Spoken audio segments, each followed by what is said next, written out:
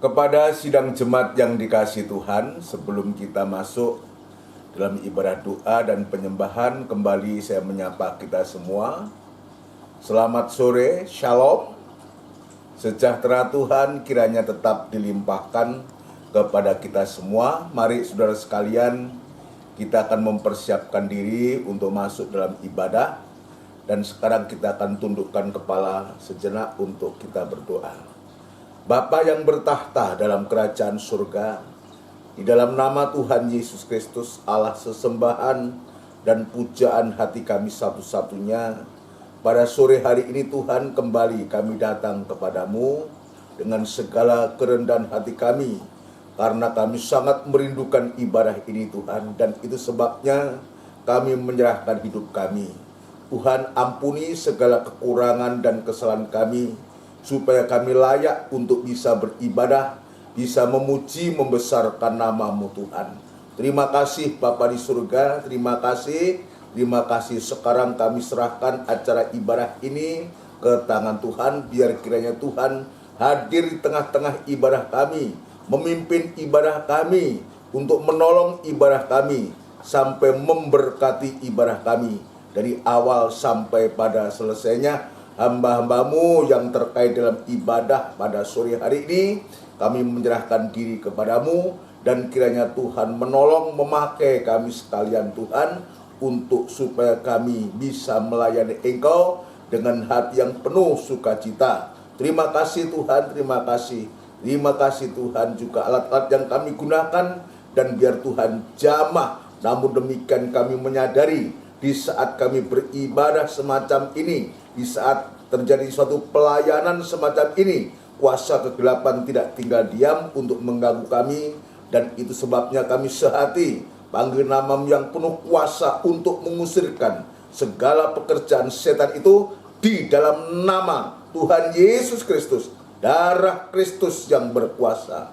Terima kasih Tuhan, terima kasih, terima kasih, terima kasih Tuhan, terima kasih. Kami sambut acara ibadah ini di dalam nama Tuhan Yesus Kristus. Haleluya. Amin. Puji Tuhan. Saudaraku yang dikasihi Tuhan, mari kita akan mempersiapkan diri untuk kita bisa melakukan puji-pujian kepada Tuhan.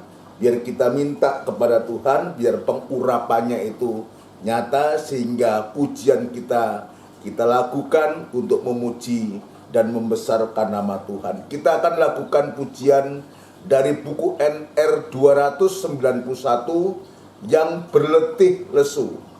NR 291 yang berletih lesu, marilah datang kepada Yesus. Yang berbeban berat, marilah datang padanya. Yang punya masalah, serahkan pada Yesus. Dia akan memberi kelegaan kepadamu. Ikutlah yang Yesus pasang kepadamu, dan belajarlah kepada Yesus. Dia lemah lembut dan rendah hatinya, maka jiwamu kan mendapat ketenangan. Hanyalah Yesus, oh Yesus, sahabatku. Haleluya. Hanyalah Yesus, oh Yesus, penolongku. Hanyalah Yesus, oh Yesus, harapanku. Hanyalah Yesus, Tuhan dan Juru Selamatku. Hanyalah Yesus, oh Yesus,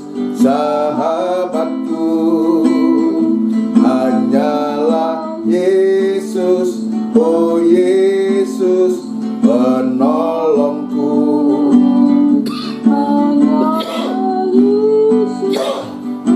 Yesus harapanku, hanyalah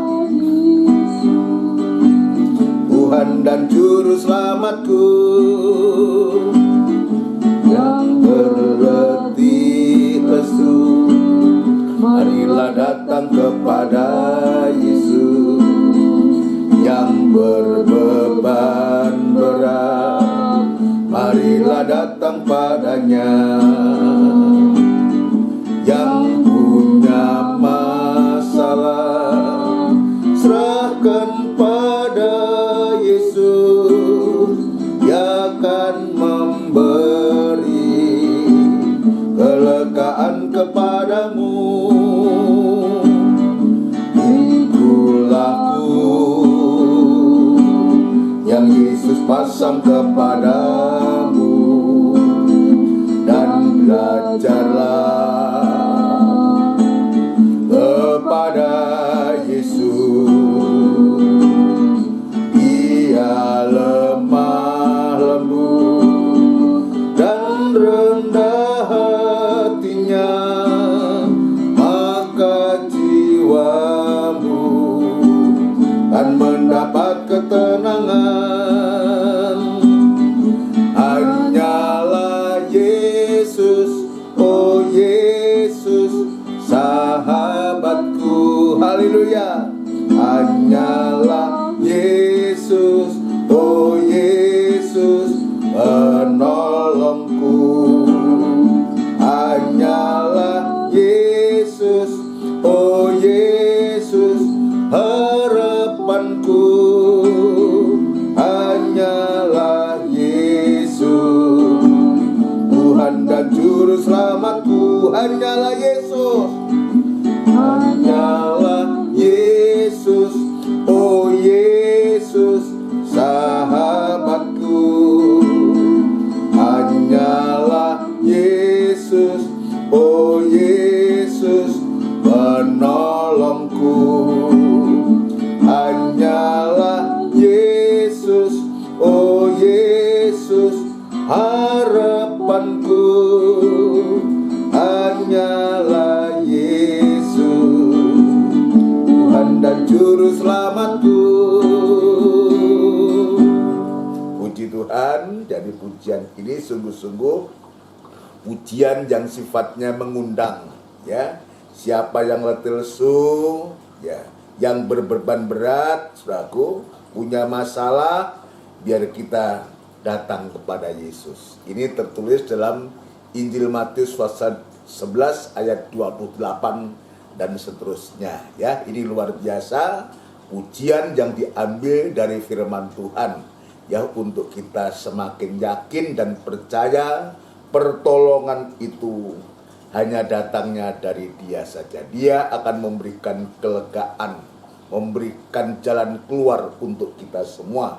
Mari saudara sekalian, kita akan mempersiapkan diri untuk kita masuk dalam pemberitaan firman Tuhan. Kita akan melakukan pujian dari buku NR, saudaraku, buku NR 296. Pandanglah Yesus.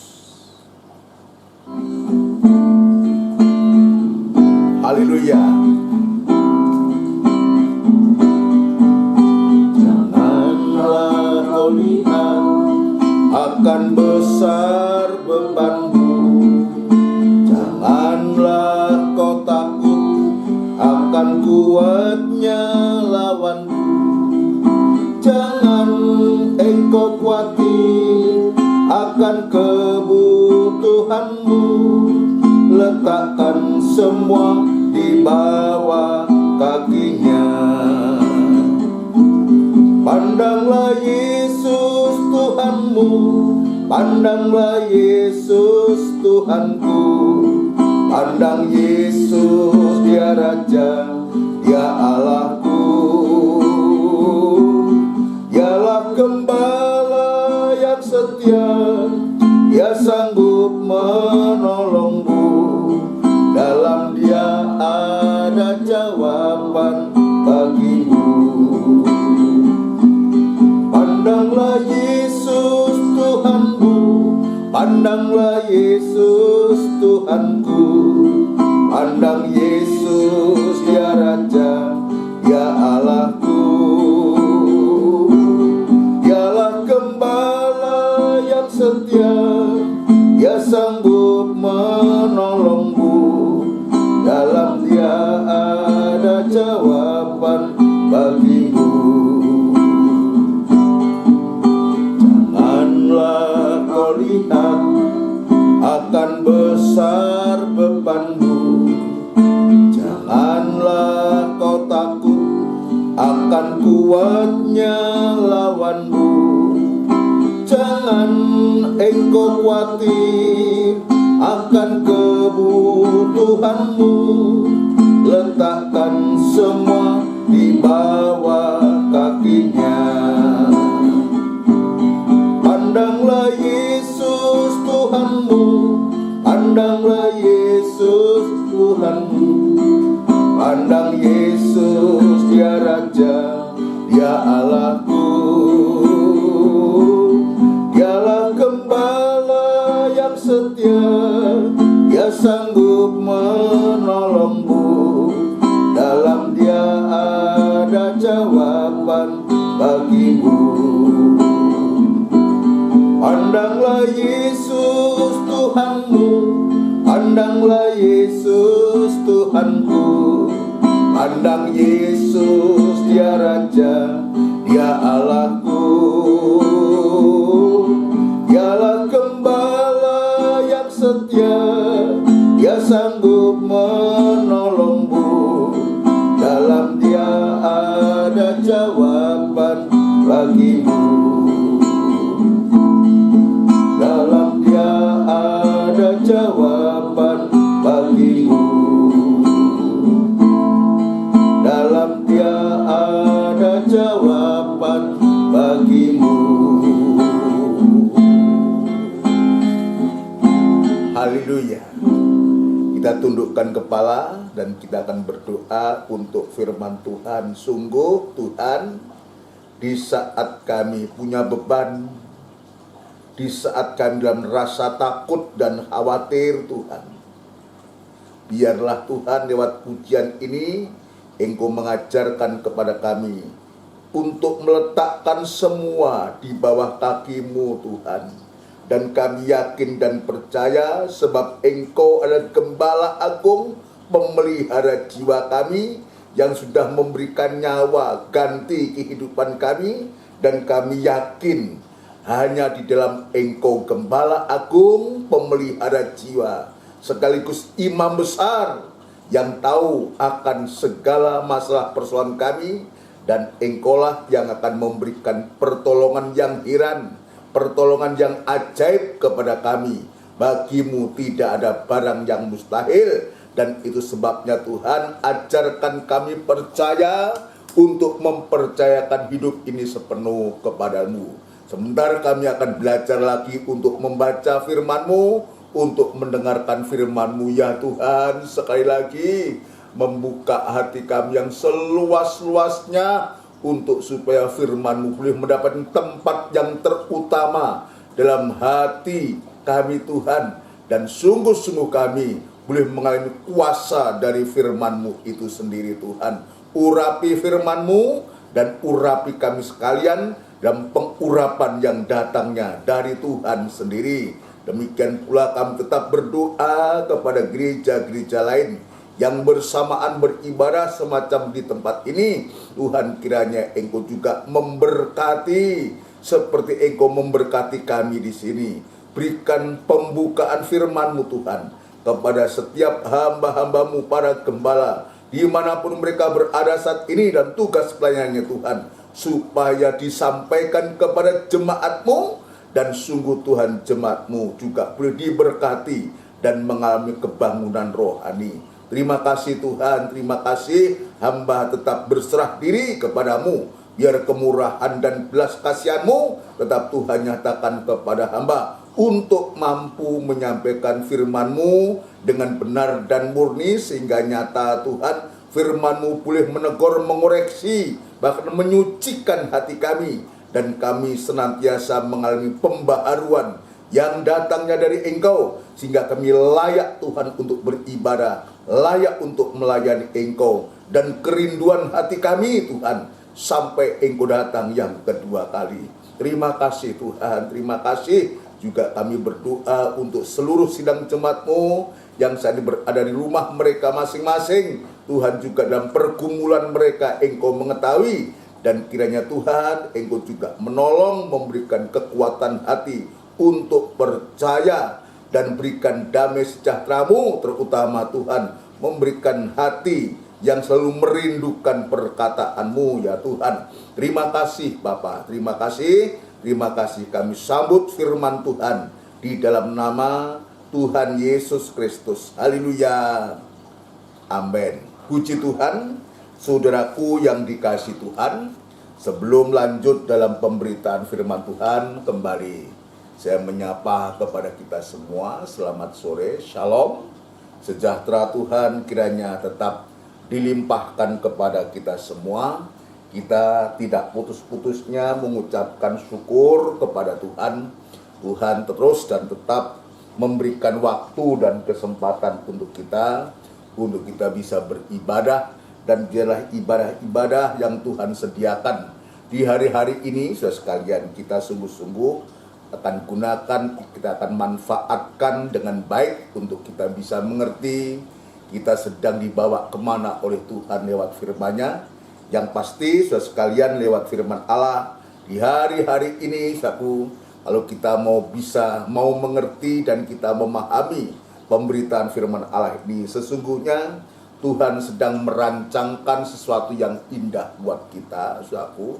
Merancangkan sesuatu yang indah kepada kita untuk membawa kepada kita sidang jemaatnya ini menjadi jemaat yang melayani Tuhan, jemaat yang beribadah dan melayani Tuhan. Ibadah dan pelayanan ini tidak bisa dipisahkan, suatu ibadah tanpa pelayanan nanti kita akan melakukan ibadah dengan kebiasaan, tetapi sebaliknya pelayanan tanpa ibadah itu akan menjadi kosong, hampa. Dan itu sebabnya biarlah di hari-hari ini ibadah pelayanan kita ini sungguh-sungguh di mana Tuhan akan merencanakan sesuatu yang besar untuk kita menjadi seorang imam-imam dan raja-raja, untuk melayaninya, untuk melayani Tuhan. Dan itu sebabnya untuk kita bisa menjadi seorang imam, seorang raja, imam-imam dan raja-raja itu, ini merupakan satu kedudukan yang begitu luar biasa.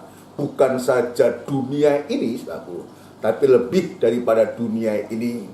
Maka kita juga dibawa oleh Tuhan sampai masuk dalam kerajaan 1000 tahun, kota Yerusalem yang baru, kerajaan kekal untuk selama-lamanya. Ini dihasilkan dari ibadah dan pelayanan yang benar. Itu sebabnya ayat-ayat yang sudah kita periksa, betapa Tuhan itu untuk kita mencapai apa yang Tuhan rencanakan itu, maka Tuhan menginginkan untuk supaya Tuhan sendiri dalam hal ini, Imam Besar Tuhan Yesus itu akan mengasuh kita, seperti apa yang tertulis di sini. Kemarin kita sudah membaca, jiwa ini harus diasuh untuk supaya kita tidak mempunyai jiwa pengkhianat, ya. Maka jiwa perlu diasuh, saudara sekalian, ya. Kita kembali pada Injil Lukas pasal yang ke-6, saudaraku. Ya, kita masih sedikit untuk mengulangi ayat, nanti dilanjutkan, saudaraku, dilanjutkan proses untuk kita mendapatkan kedudukan rohani, saudaraku. Ya, untuk menjadi imam dan raja ini kita perlu membaca ayat dari firman Tuhan. Lukas pasal yang ke-6 ayat 12, saudaraku. Dia mengatakan, pada waktu itu pergilah Yesus ke bukit untuk berdoa, dan semalam-malaman ia berdoa kepada Allah. Kemarin saya sudah menjelaskan bahwa naik ke bukit ini, saudaraku, ini menggambarkan Yesus naik ke bukit Golgota. Dan itu sudah terjadi 2000 tahun yang lalu, saudaraku. Dia di atas kayu salib di bukit Golgota itu, dia sengsara, dia mencucurkan darah di sana. Untuk apa? Untuk keselamatan kita. Untuk supaya kita menjadi orang-orang yang diselamatkan. Artinya apa? Dan tanda darah itu, darah yang dicucurkan itu, saudaraku. Maka sungguh-sungguh untuk mengerjakan keselamatan itu. Namun bagian yang kedua, kemarin saya menjelaskan ada 2 aktivitas atau kegiatan Tuhan Yesus. Yang pertama tadi, ya dia naik ke atas bukit, ini menggambarkan dia naik di atas Kalvari, di atas bukit Golgota, ya 2000 tahun yang lalu. Dan yang kedua adalah, ya Tuhan Yesus berdoa semalam-malaman kepada Allah, ya bersemalam-malaman berdoa kepada Allah. Ini menunjuk pada doa syafaat daripada Tuhan Yesus sebagai imam besar. Ya, ini menunjuk dia berdoa semalam-malaman kepada Allah ini, saudaraku. Ini menunjuk kepada doa Tuhan Yesus sebagai imam besar. Ya, doa Tuhan Yesus sebagai imam besar yang agung, saudaraku. Untuk apa, saudaraku? Ya, untuk apa? Untuk mengasuh jiwa kita, ya, lewat doanya itu dia mengasuh, ya, jiwa kita. Jadi dia tampil sebagai imam besar dengan pelayanan pendamaiannya itu, dengan darah yang tercucur itu, saudaraku. Dengan darahnya itu, saudaraku, untuk mengasuh kita sehingga kita dapat menjadi imam-imam dan raja-raja. Ini tujuannya. Ya, ini tujuannya untuk mengasuh jiwa kita sehingga kita dapat menjadi imam-imam dan raja-raja. Ya, yaitu kehidupan yang memiliki kedudukan jabatan pelayanan yang rohani, saudaraku. Ya, kedudukan atau jabatan pelayan yang rohani, saudaraku, untuk supaya kita berada di dalam tubuh Kristus. Jadi kedudukan rohani itu, saudaraku, ya, untuk supaya kita mendapat tempat di dalam tubuh Kristus. Kenapa ini begitu penting mendapat tempat di dalam tubuh Kristus ini? Ya, kalau kita di luar tubuh Kristus, kegiatan ibadah pelayanan itu di luar tubuh Kristus, saudaraku, perhatikan, maka kita tidak pernah sampai, ya, tidak pernah sampai dalam kerajaan surga. Kita tidak akan pernah sampai dalam kerajaan surga. Sebab di luar tubuh Kristus itu adalah gereja sempurna, gereja yang am.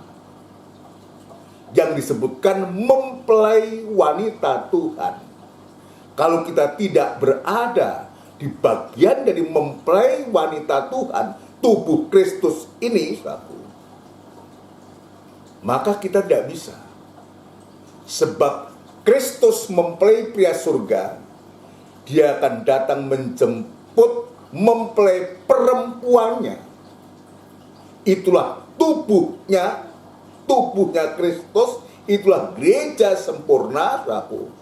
Untuk sampai kita nanti sewaktu-waktu mempelainya itu bisa bersama-sama dia untuk selama-lamanya. Kemarin saya mengatakan, sampai di mana aku berada, maka di situ pun engkau berada dan tidak terpisahkan lagi. Nah, ini harus kita perhatikan. Arah ibadah, arah pelayanan kita di hari-hari ini harus betul-betul siap dan mau diasuh oleh Yesus sendiri, khususnya sebagai imam besar. dalam plan pendamaiannya itu untuk kehidupan kita. Ya, dan kita jangan main-main dalam hal ini, saudaraku. Kalau kita coba-coba dan kita main-main, benar-benar nanti di luar tubuh, saudaraku. Banyak contoh dari firman Tuhan itu menunjukkan kepada kita, sudah berkegiatan, sudah macam-macam yang dilakukan, saudaraku, yang ujungnya aku tidak pernah mengenal kamu. Ini berbahaya. Untuk apa kegiatan kita, pelayanan kita, kalau kemudian pada akhirnya Tuhan tidak kenal kepada kita, tidak mengenal kita, bahkan kita dianggap sebagai pembuat kejahatan. Ini fatal. Itu sebabnya lewat ibadah-ibadah yang Tuhan sudah sediakan ini, biar jiwa kita ini diasuh oleh Tuhan. Ya, untuk supaya kita tidak menjadi jiwa pengkhianat seperti Yudas. Betapa Tuhan itu mengasuh 12 murid itu selama 3,5 tahun, saudara. Coba bisa membayangkan. Masing-masing murid juga ada kekurangannya. Petrus juga ada kekurangannya. 10 murid yang lain juga ada kekurangannya. Tapi Yudas ini dia sudah berkhianat dan dia sampai menjual Tuhan Yesus. Kenapa? Sebab jiwanya diasuh tetapi dia menolak asuhan Tuhan. Dia memaksakan untuk dia bersama-sama Tuhan selama 3,5 tahun itu. Ya, itu sebabnya biar kita perhatikan dan kita hati-hati. Ya, kita hati-hati ya, untuk supaya sungguh-sungguh di hari-hari ini. Ya, di hari-hari ini kepada jemaat Tuhan, ya, kepada pelayan-pelayan Tuhan, kepada imam-imam khususnya di GKGM, di Triorejo, di Pondok Chandra maupun di Gunung Sari, saudaraku, biar kita memberikan jiwa kita, hati batin kita, angan-angan dan pikiran kita diasuh oleh Tuhan, untuk kita bisa menempati kedudukan jabatan yang Tuhan percayakan kepada kita. Efesus pasal yang keempat, saudaraku. Efesus pasal yang keempat kita akan membaca. Efesus pasal yang keempat kita akan membaca lebih dulu, saudaraku, sebelum kita masuk ke yang lebih dalam lagi, saudara. Efesus pasal yang keempat. Pasal yang keempat, saudaraku, kita akan membaca. Efesus pasal yang keempat, supaya kita tahu, saudaraku, bahwa setiap jabatan dan pelayanan itu harus terkait, ya, dalam tubuh Kristus seperti carang itu harus melekat pada pokok yang benar. Carang itu harus melekat pada pokok anggur yang benar. Ayat yang ke-11, perhatikan. Ini sering kita baca tapi tidak mengapa. Dan ialah yang memberikan baik rasul-rasul maupun nabi-nabi, baik pemberita-pemberita Injil maupun gembala-gembala dan pengajar-pengajar. Jadi ia itulah Kristus itu yang memberikan jabatan-jabatan itu, yaitu rasul, nabi, pemberita Injil, gembala-gembala, dan pengajar-pengajar. Untuk apa? Bukan untuk supaya bersaing, bukan.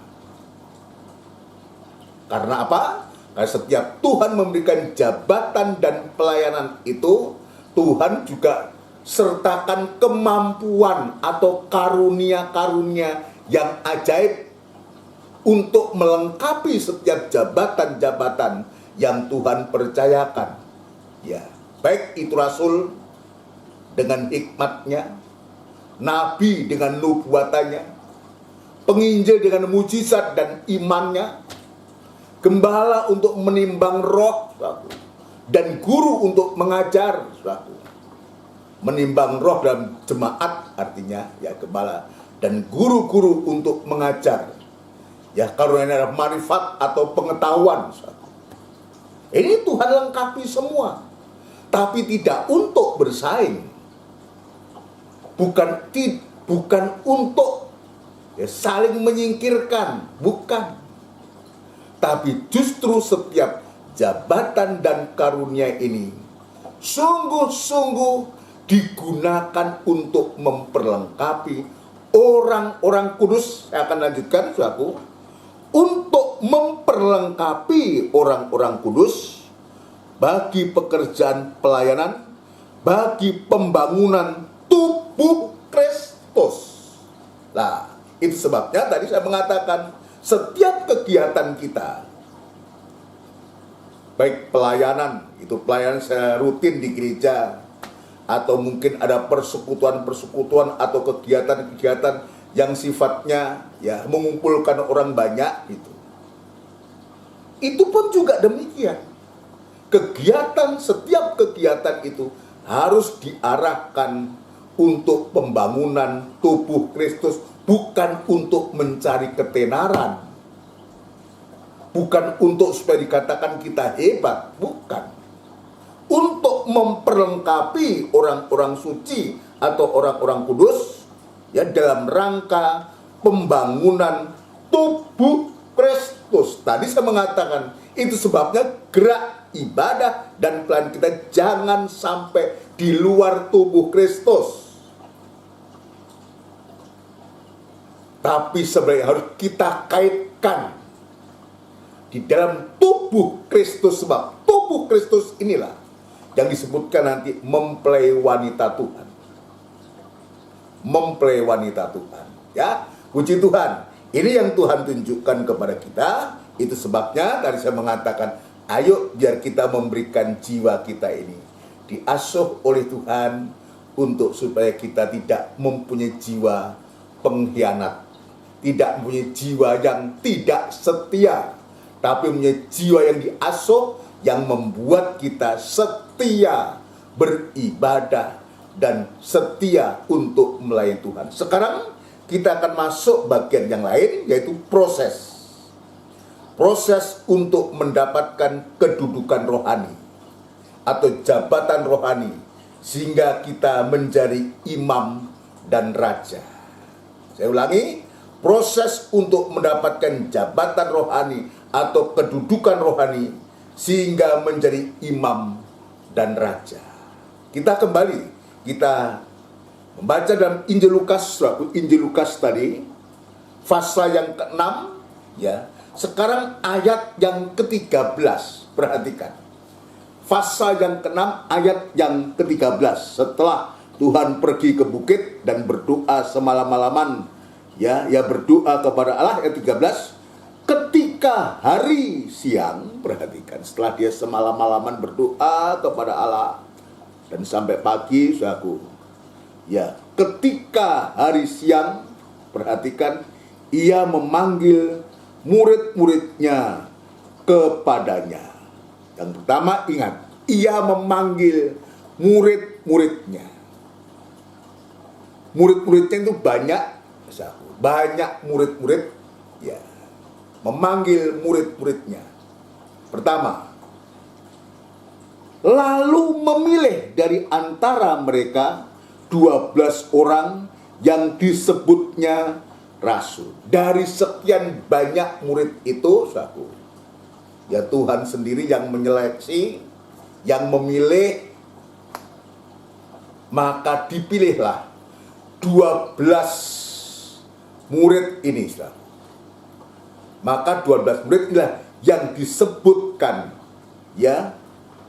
yang disebutnya rasul, dan nama-namanya juga ada. Ada Simon yang juga diberinya nama Petrus, dan Andreas saudara Simon, Yakobus dan Yohanes, Filipus dan Bartolomeus, Matius dan Thomas, Yakobus anak Alfeus, dan Simon yang disebut orang Selot, Yudas anak Yakobus, dan Yudas Iskariot yang kemudian menjadi pengkhianat. Pertama memanggil, nanti yang kedua adalah memilih. Sekarang kita periksa bagian yang pertama. Proses untuk menduduki atau mendapatkan jabatan rohani, sehingga kita menjadi imam-imam dan raja-raja, maka proses yang pertama adalah dipanggil. Ya, harus dipanggil dulu, sekian banyak. Ya, kita harusnya bersyukur, berterima kasih, saudaraku. Kalau zaman itu murid-murid memanggil murid-murid, ya, memanggil murid-muridnya itu, dan setelah itu memilih, maka ketemulah 12 murid yang disebut rasul itu. Tapi sekarang yang kita periksa adalah proses yang pertama, memanggil. Banyak yang dipanggil. Tapi juga ada ayat mengatakan banyak yang dipanggil, tetapi sedikit yang dipilih. Ya, mungkin untuk prakteknya untuk kita sekarang ini, saudaraku, ya. Di dunia ini banyaklah masyarakat, banyaklah orang, saudaraku. Manusia, berapa miliar, saudaraku. Isi dunia ini manusianya. Ya, manusia yang ada di dunia ini. Tetapi tidak semua dipanggil. Tidak semua dipanggil. Nah, kalau sekarang ini kita berada di gereja, kita bisa beribadah, ya, kita bisa melayani Tuhan, maka kita bagian kehidupan-kehidupan yang sudah dipanggil oleh Tuhan. Perhatikan baik-baik. Ini, saudara. Dari sekian banyak, ya, kitalah orang-orang yang sudah dipanggil oleh Tuhan. Ini perhatikan, termasuk saya. Ya, dalam keluarga saya dipanggil Tuhan. Jadi adik-adik saya, orang tua saya satu-satunya dalam keluarga saya yang dipanggil oleh Tuhan. Mungkin saudara juga punya pengalaman semacam itu, Ustaz. Ada pengalaman semacam itu, dipanggil oleh Tuhan. Dipanggil dari mana ini, Saudara? Ya, dipanggil dari mana? Dalam 1 Petrus pasal 2 ayat yang ke-9, Saudaraku, kita akan lihat dipanggil dari mana kita itu. Ya. Supaya kita tahu, jangan kita aku ini orang baik, orang benar. Coba kita lihat. Kita sedang saat itu dipanggil. Saat kita dipanggil itu, saat itu kita berada di mana? Ya. 1 Petrus pasal yang kedua ayat yang ke-9, saudaraku. Ya, ayat ini sesungguhnya sering kita baca, tapi kita akan baca ulang. Ya, perhatikan. Ya, ayat yang ke-9, tetapi kamulah bangsa yang terpilih. Ini dijelaskan. Kamu adalah bangsa yang terpilih, ya.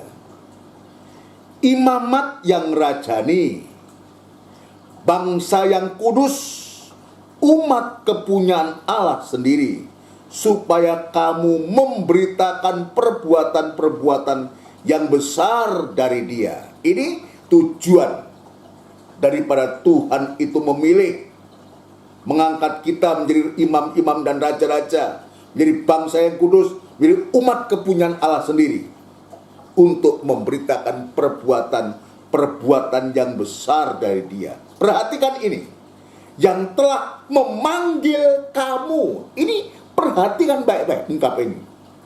Yang sudah memanggil kamu keluar dari kegelapan kepada terangnya yang ajaib. Jadi jelas, ayat mengatakan dari mana kita dipanggil? Dari kehidupan kegelapan, saudara sekalian. Dari kehidupan kegelapan kita dipanggil untuk dibawa kepada terang yang ajaib. Nah, kalau sekarang kita berada seperti sekarang ini, biar kita sadar bahwa sesungguhnya kita itu asal muasalnya bukan orang terang, bukan orang baik, bukan orang suci, tapi dari kegelapan dosa yang sudah menguasai kita, saudara sekalian. Ya. Maksudnya nanti kalau kemudian Tuhan itu pilih kita menjadi seorang yang memangku jabatan, saudaraku, maka jabatan pelayan itu bukan atau tidak kita gunakan dengan salah. Kita bisa menjadi sombong karena jabatan pelayan itu. Bisa angkuh sopo siro sopo ingsun, saudaraku. Ini semua sadar bahwa kita sesungguhnya itu adalah orang dari kegelapan. Hidup dalam kegelapan artinya hidup sebagai orang-orang yang berdosa. Ini jelas.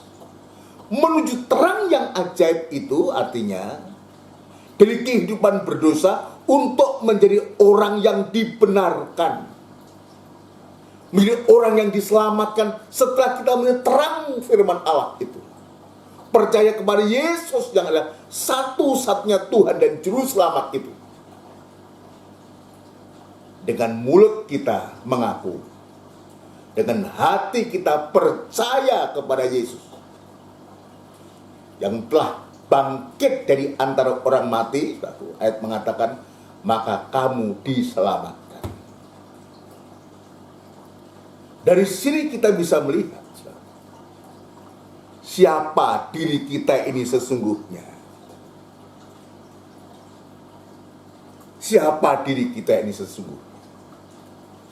Kalau Tuhan nanti akan pilih kita ya menjadi imam-imam, ya, menjadi raja-raja, menjadi milik kepunyaannya.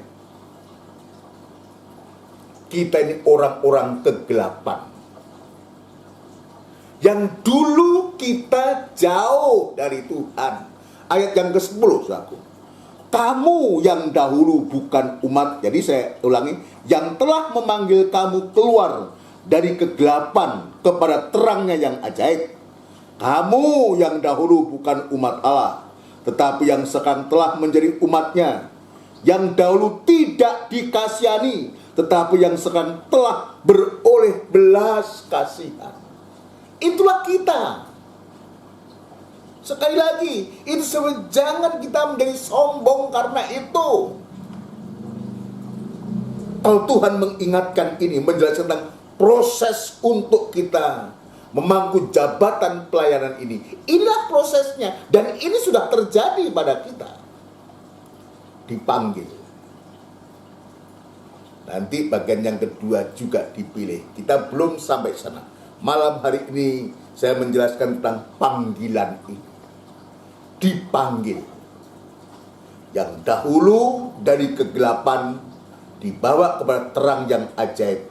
Yang dahulu kamu bukan umat Allah, tetapi sekarang telah menjadi umatnya. Yang dahulu tidak dikasihani, tetapi yang sekarang telah beroleh belas kasihan. Ini luar biasa. Yang tidak dikasihani. Coba kalau orang nggak dikasihani, ya apa? Penderitaan itu. Ya, seorang istri yang tidak dikasihi oleh suaminya itu kayak apa? Itu penderitaan bagi istri. Sama kalau kehidupan kita yang tadi tidak dikasihani, tidak dianggap, jauh dari Tuhan, dan sekarang kita beroleh belas kasihan. Ini luar biasa.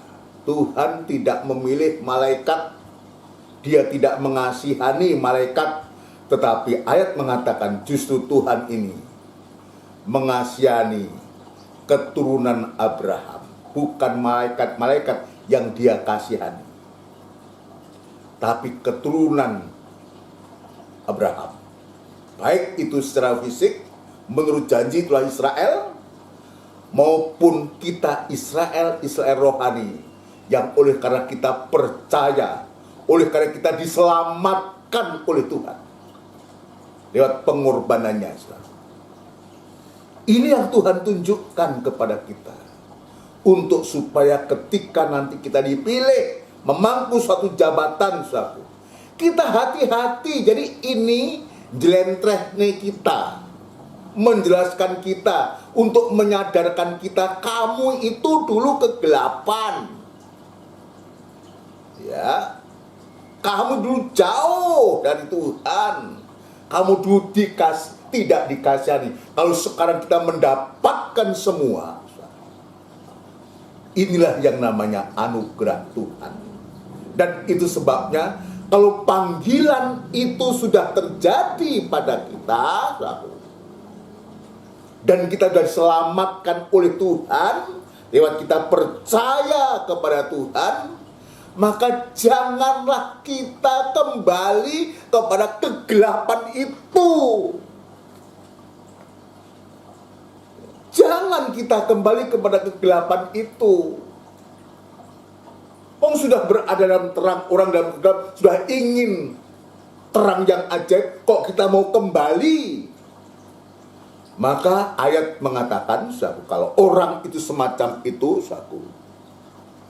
ya, dia sudah dibawa dari gelap menuju terang, dari kehidupan berdosa sudah diselamatkan oleh Tuhan, lalu kita kembali hidup dalam dosa, Ayat mengatakan, orang yang semacam itu lebih cocok dikatakan anjing, kembali kepada muntahnya, dan babi yang mandi kembali kepada kubangannya. Kenapa? Artinya dia tidak mau diasuh, tidak mau dibimbing, tidak mau dididik. Dia tidak ada kemauan, tidak mau karakternya itu dirubah.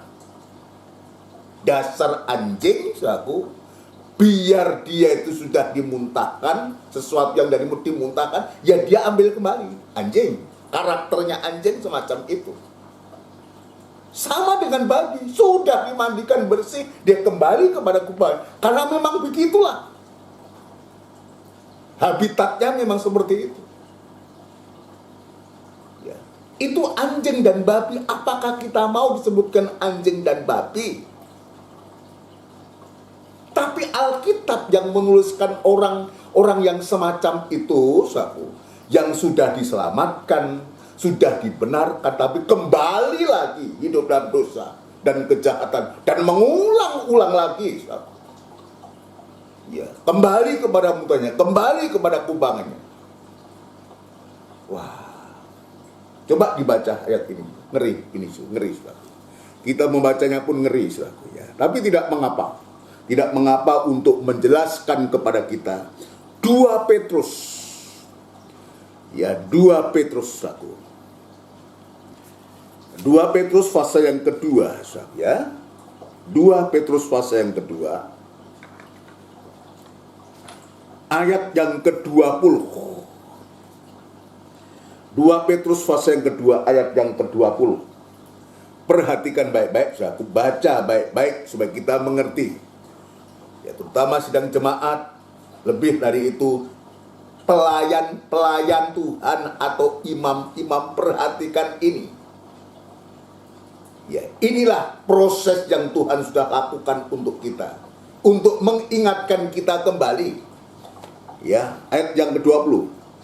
Sebab jika mereka oleh pengenalan mereka akan Tuhan dan Juru Selamat kita, Yesus Kristus, telah melepaskan diri dari kecemaran-kecemaran dunia.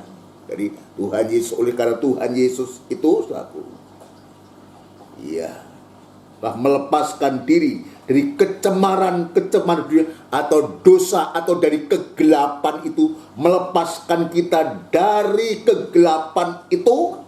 Perhatikan, tetapi terlibat lagi di dalamnya. Dia mengulangi perbuatan kegelapan itu, mengulangi perbuatan kecemaran itu, kecemaran dunia itu, tetapi terlibat lagi di dalamnya, maka akhirnya keadaan mereka lebih buruk daripada yang semula. Ini bahaya. Orang yang semacam itu, begitu dia kembali hidup dalam dosa, kembali dalam kegelapan, Ya, kembali hidup dari kecemaran-kecemaran itu, maka kehidupan itu ayat mengatakan dia lebih jahat, lebih najis daripada yang semula. Ini Alkitab yang mengatakan, bukan saya. Ya, ayat selanjutnya, ayat 21.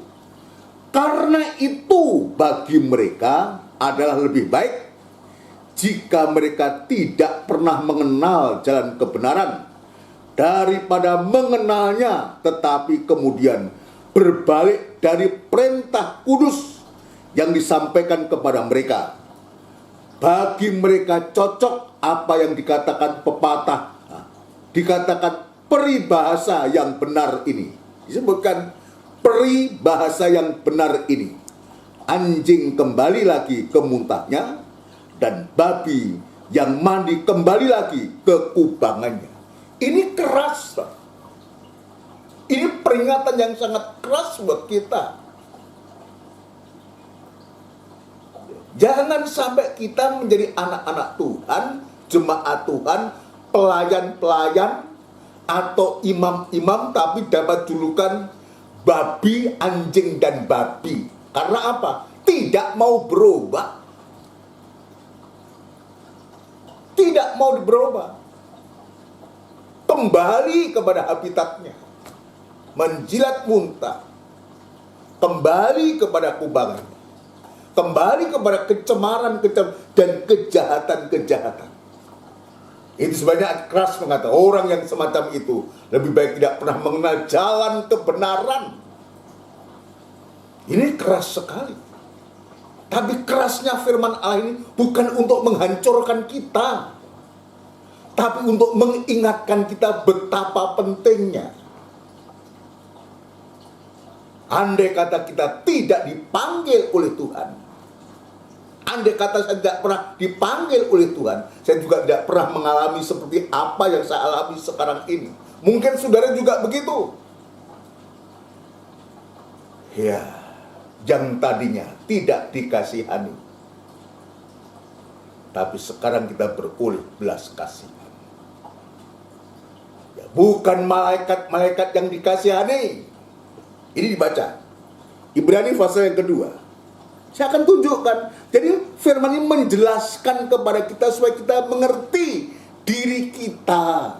Kita mengenal diri kita. Ingat diri kita itu siapa. Ya, Ibrani pasal yang kedua ayat yang ke-16. Ibrani pasal yang kedua ayat yang ke-16. Perhatikan baik-baik. Sebab sesungguhnya, jadi kata sesungguhnya ini merupakan suatu penegasan. Sebab sesungguhnya bukan malaikat-malaikat yang ia kasihani. Jelas ini. Bukan malaikat-malaikat yang dikasihani, bukan. Ya. Malaikat itu, saudaraku, ada roh. Ya. Malaikat itu. Bukan dia kasihnya Tuhan itu bukan kepada malaikat, tapi justru kepada manusia. Manusia siapa? Manusia berdosa kita inilah. Itu sebabnya Yesus mengatakan, aku datang bukan untuk orang yang benar, tapi untuk orang-orang berdosa. Orang berdosa ini mendapatkan belas kasihan dari Tuhan dengan cara Tuhan memanggil orang berdosa itu. Saya lanjutkan, ya. Tetapi keturunan Abraham yang ia kasihani. Keturunan Abraham.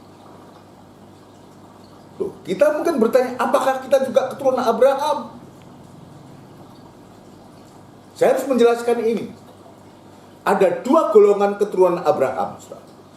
Yang pertama adalah Israel, itu keturunan Abraham. Cucu Abraham. Tapi oleh karena janji, tapi dia telah menolak Mesias. Dia telah menolak sang terang yang sedang datang itu. Dia tidak mau kenal dan tidak mau menerima terang itu.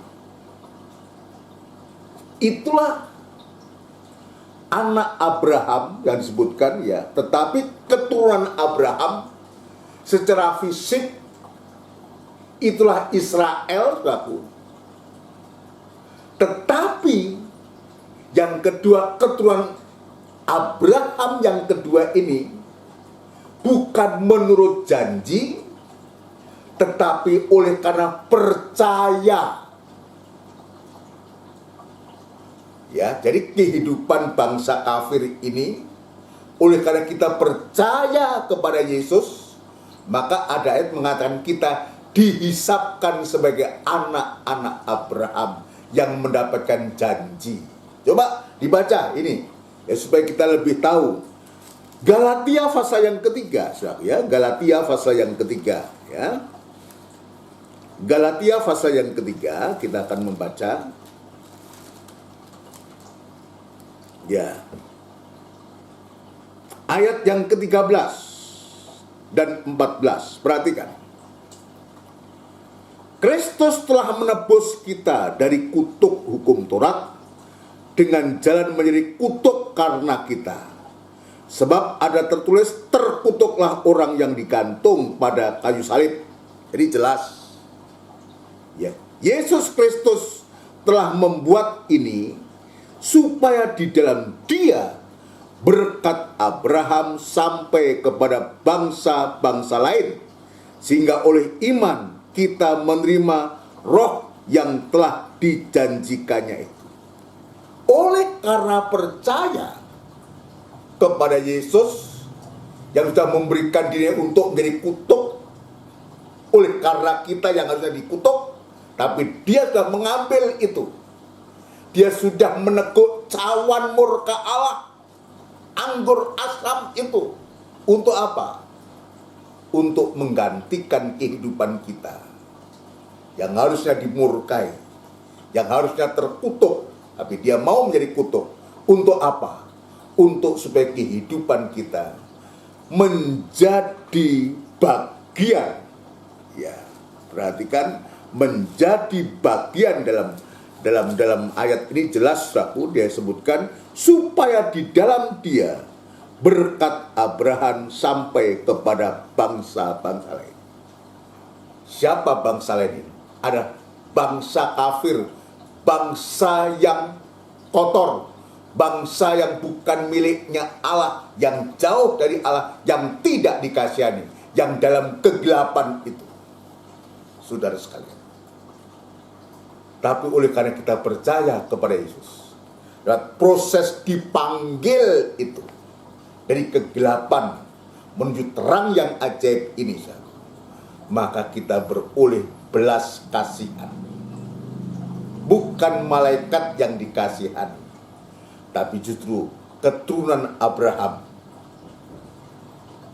yaitu dari kehidupan yang percaya kepada Yesus, menerima Yesus lewat mulut mengaku dan hati percaya. Ini yang Tuhan tunjukkan kepada kita. Itu sebabnya di hari-hari ini, saudaraku, perhatikan panggilan Tuhan. Kita ini hanya orang-orang berdosa, bukan apa-apa dan bukan siapa-siapa. Kalau kita dipanggil itu hal yang luar biasa. Tapi tidak cukup sampai di situ. Nanti kita akan periksa. Jika Tuhan izinkan nanti hari Minggu kita periksa. Proses yang kedua, dipilih oleh Tuhan. Tapi sekarang kita lanjutkan ini. Yang tadinya kita tidak dikasihani, dan sekarang kita dikasihani.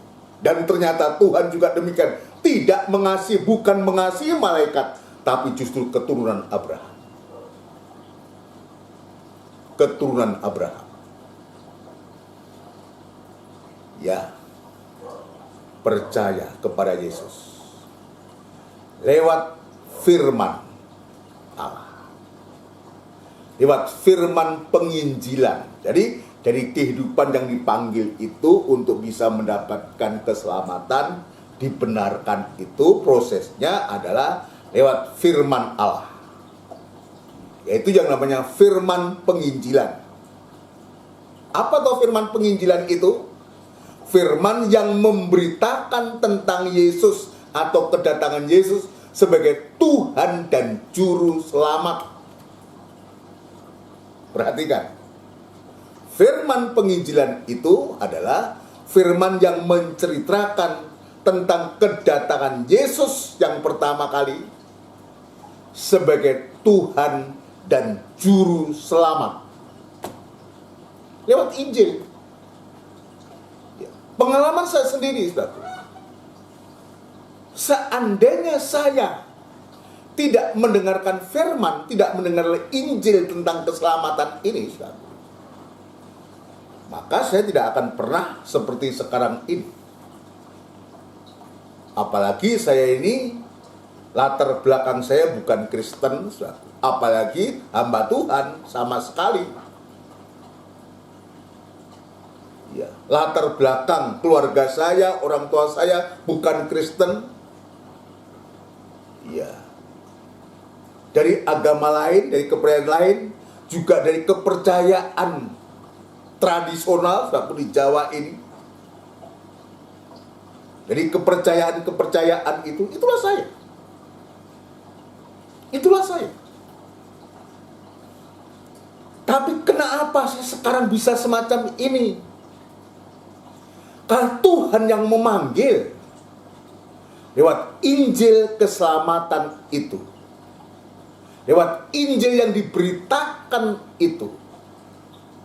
Sehingga saya percaya dan menerima Yesus sebagai Tuhan dan Juru Selamat. Dipanggil dari kehidupan yang berdosa. Ya, saya mungkin sudah berapa kali saya menceritakan, saudara.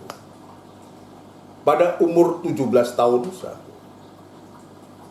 mulailah saya dipanggil oleh Tuhan tahun 83. Ya, kehidupan yang masih sangat muda saya, saudara.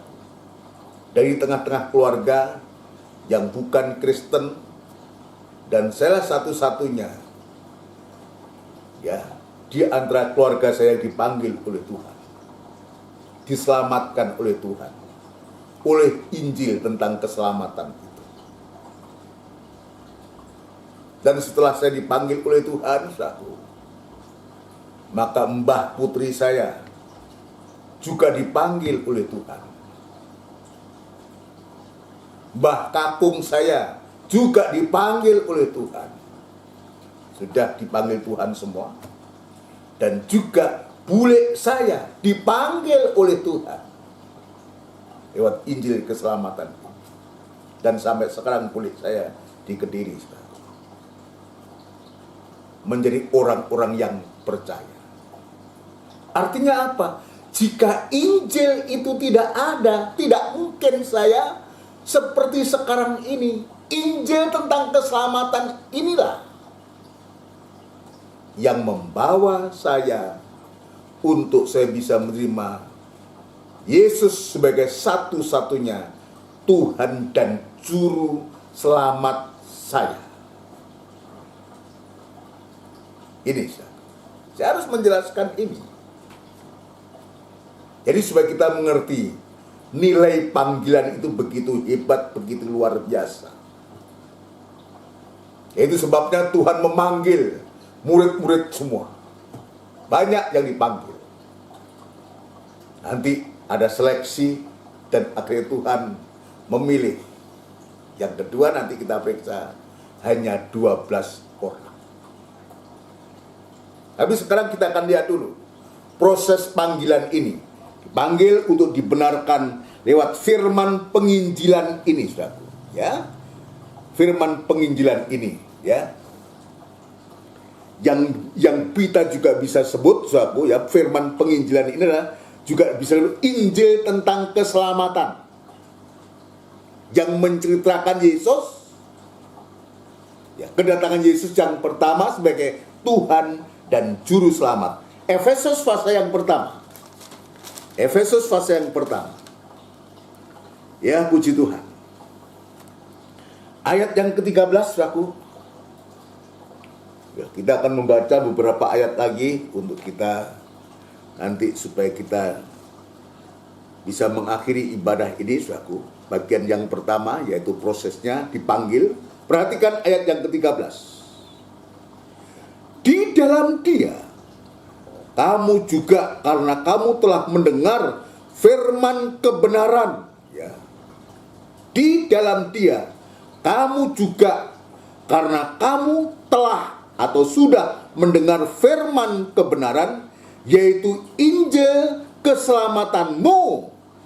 Di dalam Dia kamu juga, ketika kamu percaya, ya, ketika kita percaya, kamu percaya, dimeteraikan dengan Roh Kudus yang dijanjikan itu.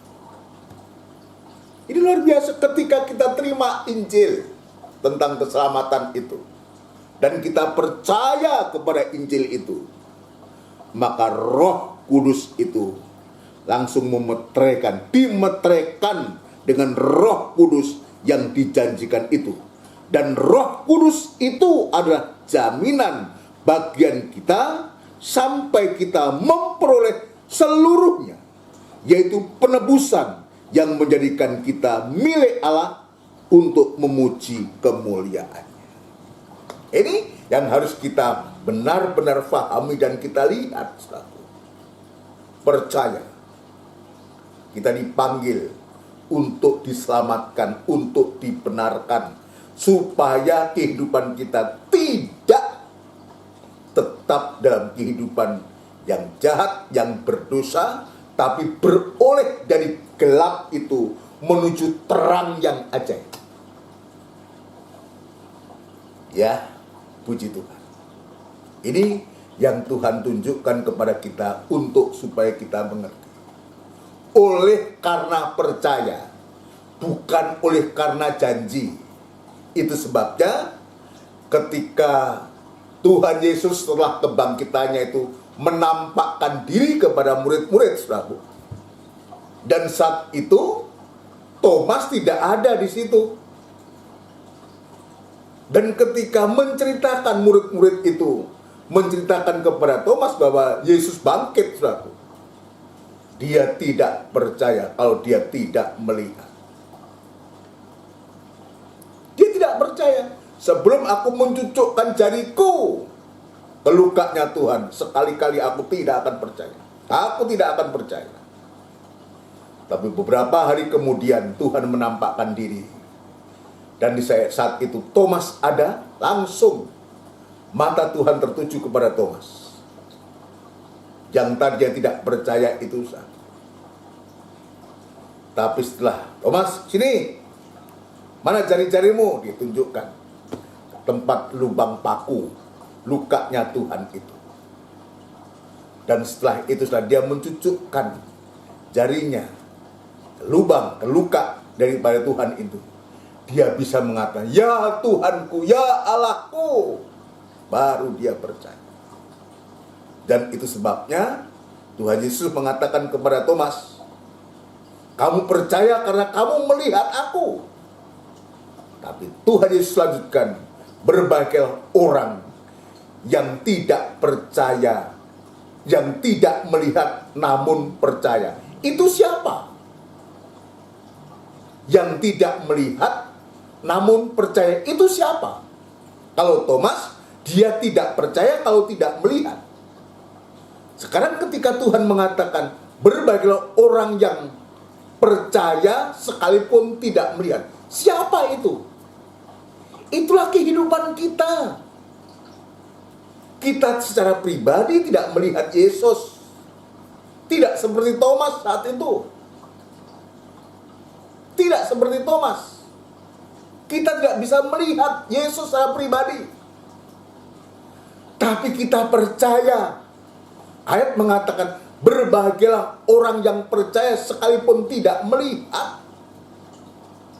Dengan mulut kita bisa mengaku, dengan hati kita dengan mulut kita mengaku, dengan hati kita percaya, maka keselamatan itu datang pada kita. Amin. Ayat yang terakhir. Ayat yang terakhir. Inilah proses panggilan itu sampai kita betul-betul dipanggil, kita dibenarkan, kita diselamatkan. Roma pasal yang ke-10. Roma pasal yang ke-10 untuk kita dijadikan umatnya. sampai sewaktu-waktu nanti dari umat pilihannya. Saudara sekalian, Roma pasal yang ke-10 ya, ayat yang ke-9 dan 10 ya, ayat 9 dan 10 perhatikan baik-baik saudaraku. Roma pasal 10 ayat 9 dan 10. Sebab jika kamu mengaku dengan mulutmu,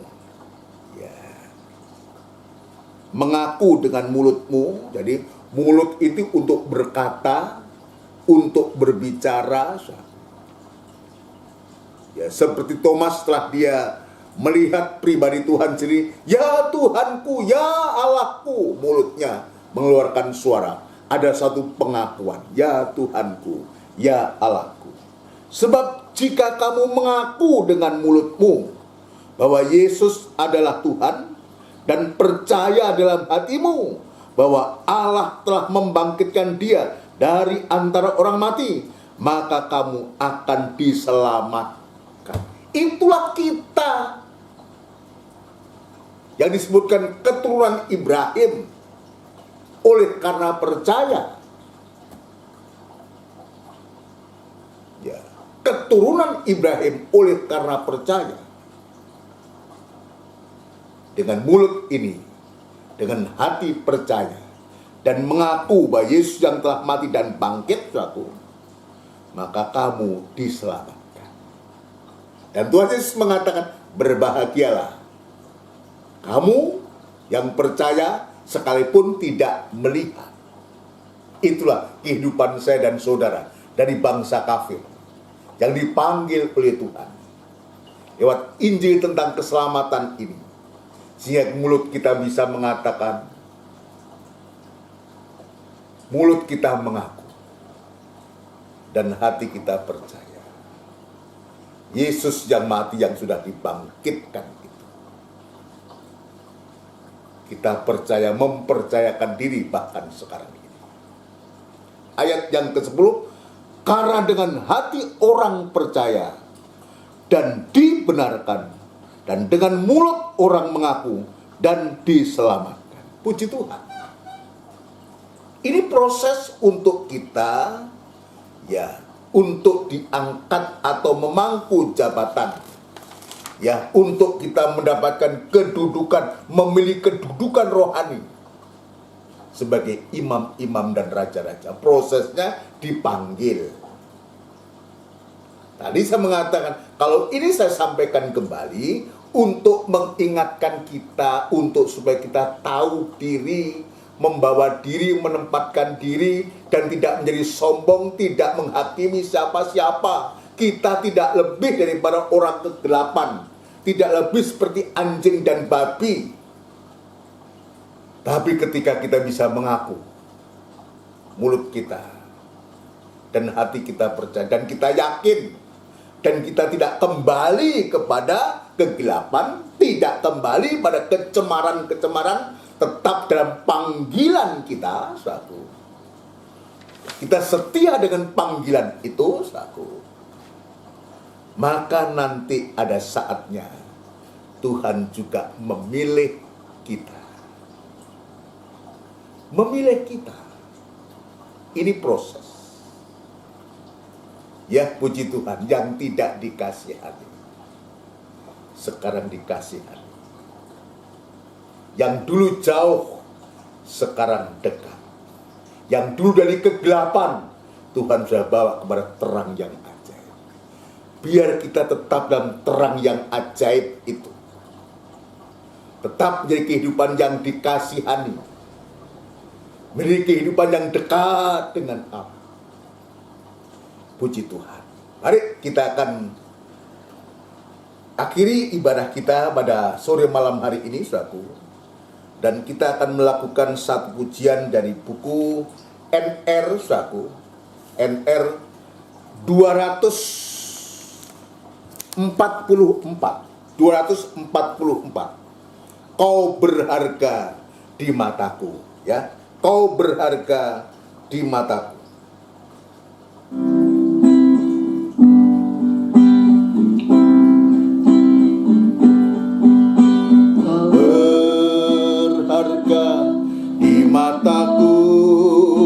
Haleluya.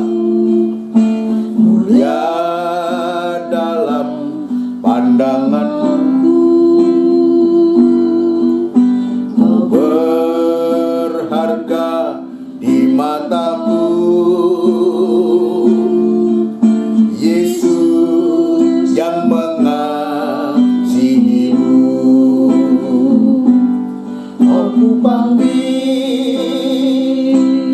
Aku tebus, Ku jadikan milik kesayanganku.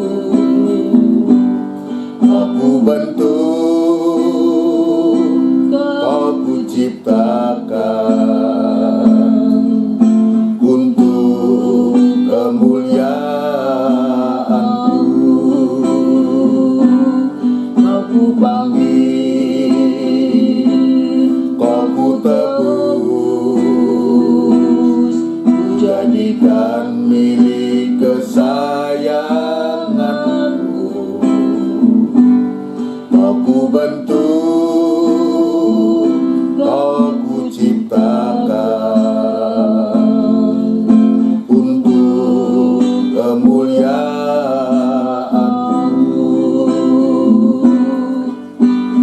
Berharga di matamu,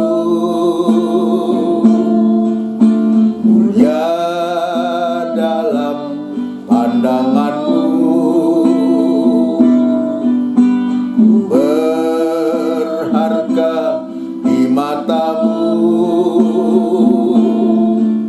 Aku yang mengasihimu.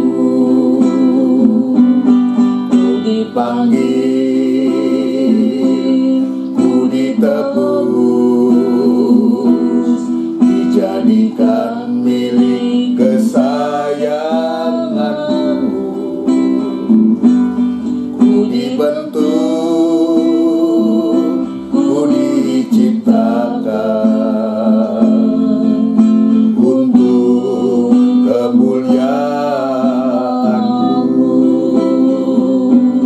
Ku dipanggil, Ku ditebus, dijadikan milik kesayanganmu. Ku dibentuk, Ku diciptakan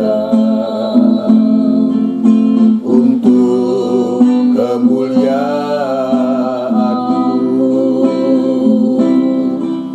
Untuk kemuliaanmu.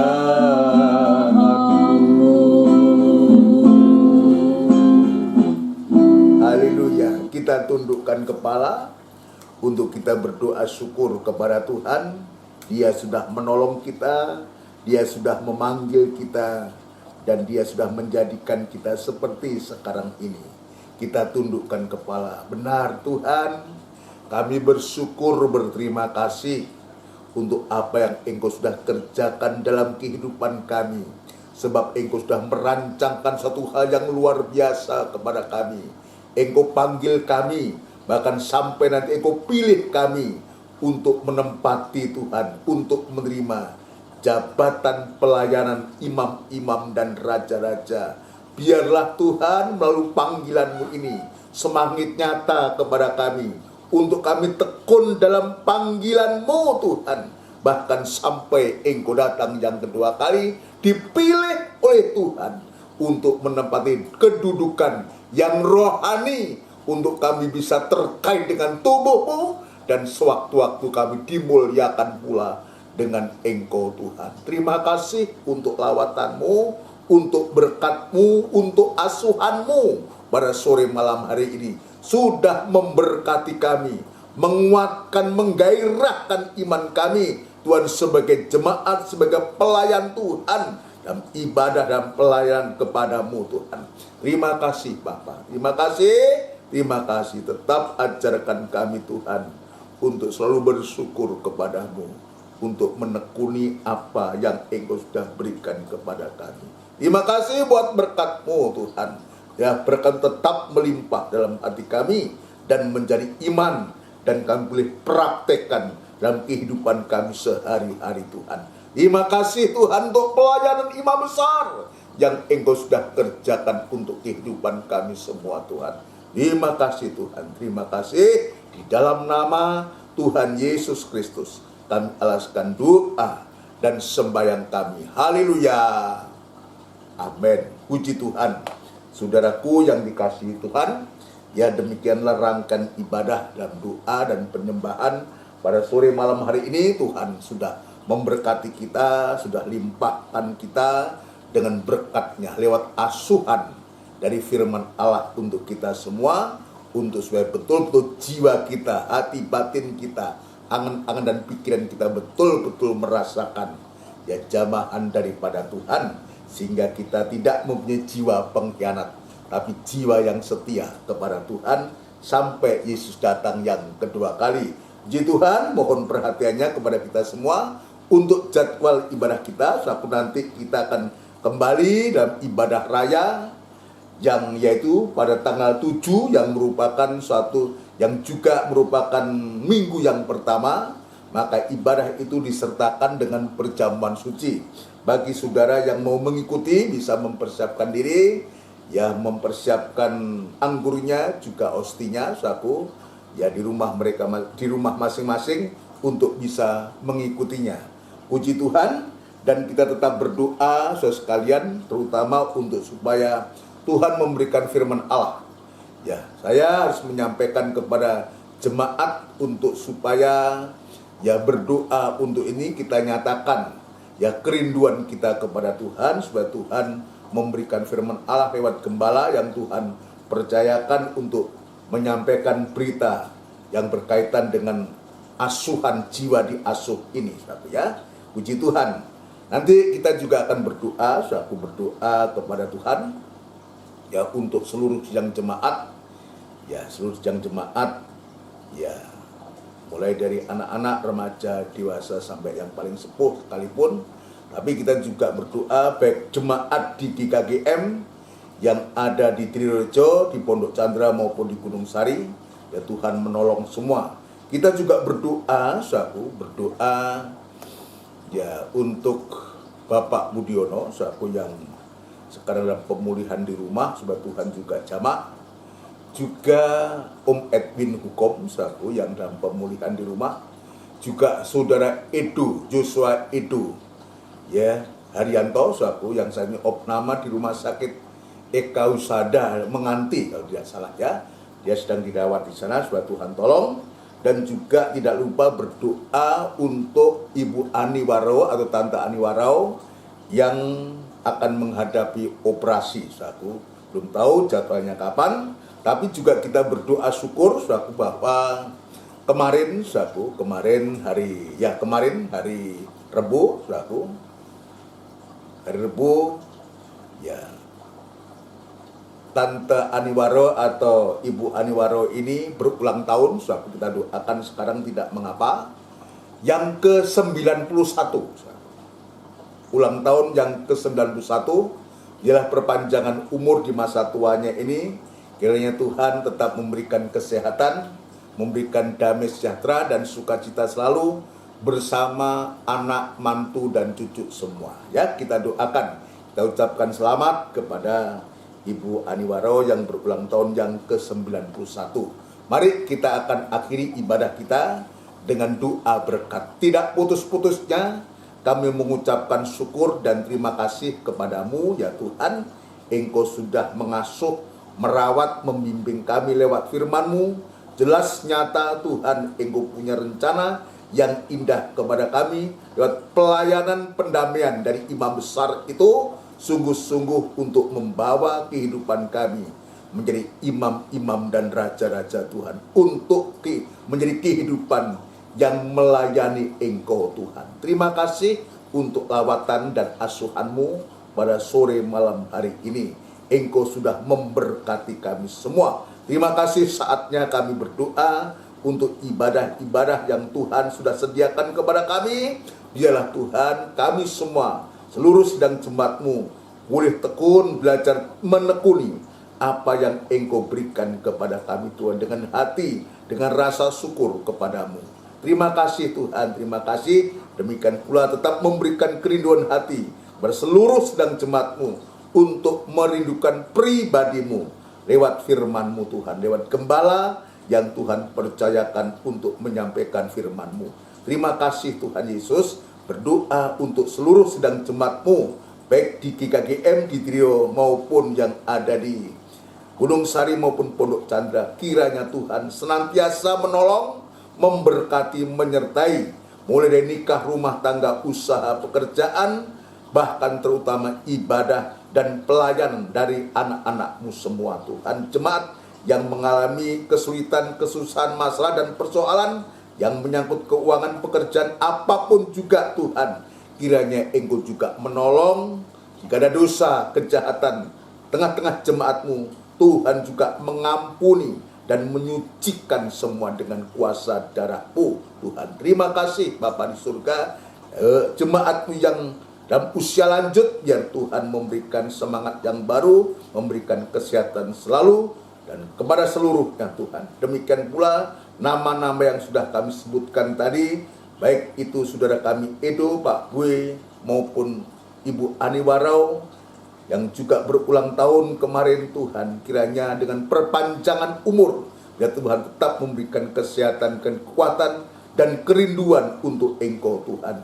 Terima kasih Bapak, terima kasih. Demikian pula untuk Om Edwin, biar Tuhan juga jamah dan pulih dan sehat kembali, bisa beraktivitas, terutama bisa beribadah dan bisa melayani Engkau. Segala pekerjaan setan dalam bentuk apapun juga yang coba mengganggu, merintangi daripada anak-anak-Mu, ya Tuhan, kami bawa kepadamu dan kami panggil nama-Mu yang penuh kuasa untuk mengusirkan segala pekerjaan setan itu di dalam nama Tuhan Yesus Kristus, darah Kristus yang berkuasa. Terima kasih Tuhan. Terima kasih bahwa kuasa-Mu tiada pernah berubah dulu, sekarang dan untuk selama-lamanya. Terima kasih Tuhan, terima kasih. Demikian pula kami berdoa untuk bangsa dan negara kami, Republik Indonesia yang kami cintai. Tuhan memakai para pemimpin-pemimpin kami, mulai dari Bapak Presiden, Wakil Presiden, jajaran menteri, pejabat tinggi negara di pusat sampai pun di daerah, TNI, Polri, boleh bau-membau Tuhan untuk bisa mengatasi masalah yang sedang dihadapi oleh bangsa kami semuanya ini. Tuhan memberikan hikmat akal budi yang dari Engkau, sehingga kebijakan-kebijakan yang diambil oleh pemerintahan ini sungguh-sungguh berpihak kepada rakyat. Dan kami tahu Tuhan bahwa Engkau juga beserta dan pasti akan memberikan pertolongan yang ajaib. Terima kasih Bapak. Terima kasih. Sebentar kami akan berpisah, dan sebentar pula kami akan beristirahat malam. Kami menyerahkan hidup kami ke tangan-Mu. Terima kasih Tuhan. Saudaraku yang kekasih, biarlah rahmat anugerah cinta yang besar yang datangnya dari Allah Bapa, Sang Putra dan Roh Kudus, yang sepenuhnya di dalam nama Tuhan Yesus Kristus memberkati kami sekalian, mulai saat ini sampai Maranatha, Tuhan Yesus datang yang kedua kali. Terima kasih Tuhan, di dalam nama Tuhan Yesus Kristus. Haleluya. Amin. Selamat malam. Tuhan memberkati kita semua. Salam sehat selalu buat kita. Amin.